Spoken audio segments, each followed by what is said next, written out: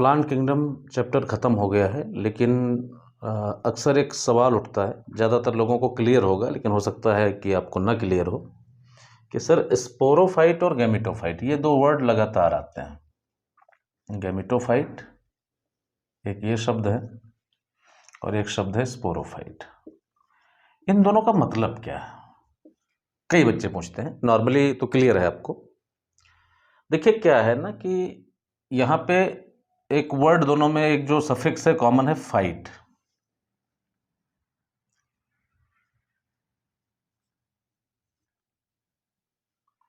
Fight का मतलब plant, और फिर यहाँ पे गैमेटो है यानी कि गैमीट्स, और यहाँ पे स्पोरो है यानी कि स्पोर। तो spore producing phase is sporophyte and gamete producing phase is gametophyte. ये प्लांट की लाइफ साइकिल का वो फेज है जो स्पोर प्रोड्यूस करता है। ठीक है, जो स्पोर प्रोड्यूस करने की कैपेसिटी रखता है वो स्ट्रक्चर कह सकते हैं, और वो फेज भी होगी, स्पोरोफिटिक फेज भी होगी एक। इसी तरह गैमीट प्रोड्यूसिंग फेज होगी और स्ट्रक्चर भी होगी जो गैमीट प्रोड्यूस करेगी, उसको गैमेटोफाइट कहेंगे। तो ये फेजेस हैं जो रेस्पेक्टिवली गैमीट और स्पोर प्रोड्यूस करती हैं। अब दूसरा, इनके प्लॉइडी लेवल में अंतर होता है। प्लॉइडी लेवल का मतलब क्या है? Set of chromosome. Set of chromosome. जैसे मान लो कि किसी प्लांट में total number of chromosome suppose that हैं 14, तो 14 टोटल है, तो इसमें दो होगा, 2 यानी इज इक्वल टू 14, मतलब deployed set is equal to, अगर 14 है तो हैप्लॉयड सेट कितना होगा? आधा इसका, 7। तो गैमेटोफिटिक जो बॉडी होती है ये हैप्लॉयड होती है यानी कि n, और स्पोरोफिटिक बॉडी क्या होती है? डिप्लॉयड होती है यानी कि 2n। तो स्पोरोफिटिक जो फेज है ये स्पोर प्रोड्यूस करती है, और गैमेटोफिटिक जो फेज है वो गैमीट प्रोड्यूस करती है। अब सारे जितने भी प्लांट हैं, जितने भी डिविजन्स हैं, सब स्पोर प्रोड्यूस करते हैं और सब गैमीट प्रोड्यूस करते हैं, दोनों बात है। ठीक है, लेकिन जो स्पोरोफाइटिक बॉडी स्पोर जो प्रोड्यूस करती है, ये दो तरह के स्पोर होते हैं। एक तो असेक्सुअल स्पोर होते हैं और दूसरे सेक्सुअल स्पोर होते हैं। सेक्सुअल स्पोर बनते हैं मियोसिस से और असेक्सुअल स्पोर बनते हैं माइटोसिस से। ठीक है, दोनों ही हैप्लॉयड होंगे। असेक्सुअल स्पोर जो पांचों क्लास आप पढ़ोगे, 5 डिवीजन सॉरी, उसमें एल्गी में प्रोड्यूस होंगे, लेकिन सेक्सुअल स्पोर जो है ब्रायो, टेरिडो, जिम्नो, एंजियो सब में प्रोड्यूस होंगे। ठीक है, जिसमें से ब्रायोफाइट तक जो सेक्सुअल स्पोर हैं वो एक ही जैसे हैं। टेरिडोफाइट में कुछ में 2 टाइप के हैं और बाकी में एक जैसे हैं। तो जिनमें 2 टाइप के हैं उनको हेटेरोस्पोरस कहा जाता है। हम इसके बारे में बात कर चुके हैं, साल्विनिया, सिलेजिनेला, ये सब हेटेरोस्पोरस हैं। और फिर जिम्नो में सारे के सारे डिफरेंट टाइप के स्पोर होते हैं, और एनजीओ में सारे के सारे डिफरेंट टाइप के स्पोर होते हैं। तो जिम्नो और एनजीओ कंप्लीटली हेटेरोस्पोरस हैं। टेरिडो में कुछ हेटेरोस्पोरस हैं और उसके नीचे जितने भी हैं सब होमोस्पोरस हैं, एक ही टाइप के स्पोर्स हैं। ठीक है, तो ये दोनों जो जनरेशन है, गैमेटोफाइट और स्पोरोफाइट, ये एक दूसरे के अल्टरनेट होती रहती हैं। किसी प्लांट में स्पोरोफाइट डोमिनेटिंग है, किसी प्लांट में गैमेटोफाइट डोमिनेटिंग है। ठीक है, देखिए एक टेम्पलेट बना के देखते हैं, बाकी समझेंगे ऐसे। एक सिंपल सा बना के देखते हैं कि कैसे जनरेशंस जो है एक दूसरे के अल्टरनेट होती हैं। तो गैमेटोफाइट हैप्लॉयड बॉडी होती है, एक ही सेट होता है क्रोमोसोम का, इससे बनता है गैमीट्स।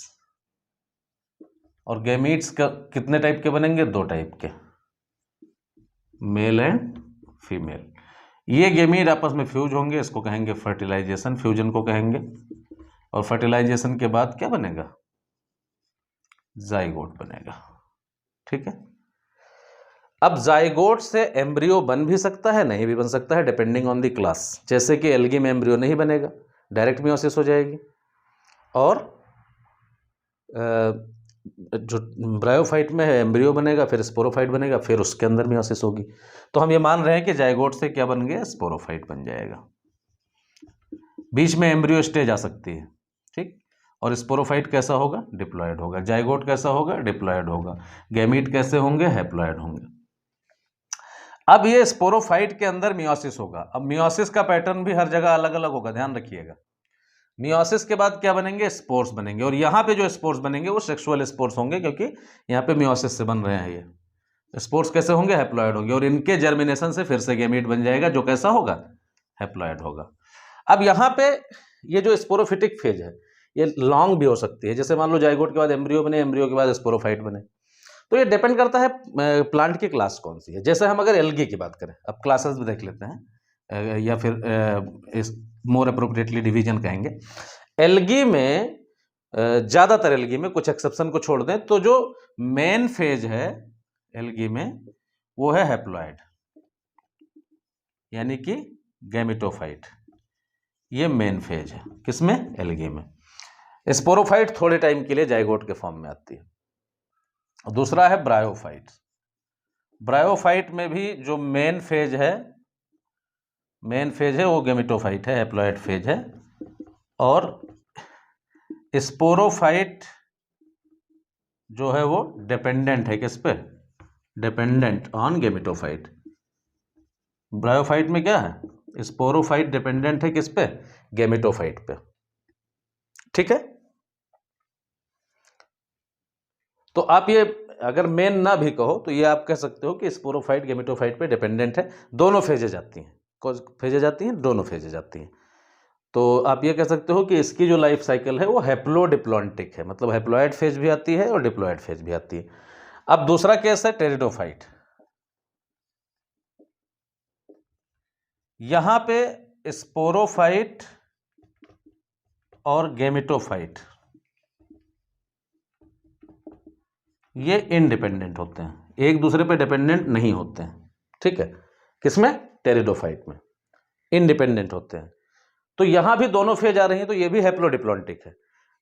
टेरिडोफाइट को ज़्यादा एप्रोप्रिएट मैनर में आप डिप्लोहैप्लॉन्टिक कह सकते हो, कि क्योंकि डिप्लॉयड फेज ज़्यादा प्रोमिनेंट होती है। ठीक है, तो ये हो गया टेरिडोफाइट। अब तीसरा आपका और क्या बचा, एंजियो और जिम्नो बचा। तो जिम्नो देख लेते हैं, चौथा जिम्नोस्पर्म्स। अब यहाँ पे क्या होगा, यहाँ पे जो मेन होगा वो डिप्लॉन्टिक फेज होगी, मतलब स्पोरोफाइट मेन फेज होगी, और गैमेटोफाइट जो होगी, गैमेटोफाइट ये पहली बात तो बहुत ज़्यादा रिड्यूस्ड होगी और डिपेंडेंट होगी किस पे, इज डिपेंडेंट ऑन स्पोरोफाइट।